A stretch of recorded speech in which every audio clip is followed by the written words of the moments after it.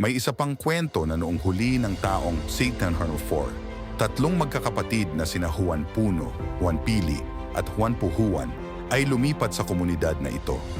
Pinili nila ang isang lote malapit sa ilog ng Rio Romelo at pinaghatian nila ito ng pantay-pantay. Nang makita ng pari ng parokya ang katalinuhan ng tatlong magkakapatid sa paghahati-hati ng lupa, tinanong niya ang mga katutubo kung paano ito ipinapahayag sa Tagalog.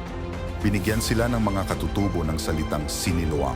Kaagad doon at noon, binago ang pangalang giling-giling patungo sa siniluang na nangangahulugang katarungan, pantay-pantay. At ang salitang ito ay kumalat mula bibig hanggang bibig na may mga pagbabago sa tunog. Dahil sa kahirapan ng ilang mga Espanyol sa pagsasalita ng siniluang, ang pangalang siniluan ang naging matibay na pambansang pangalan ng bayang ito.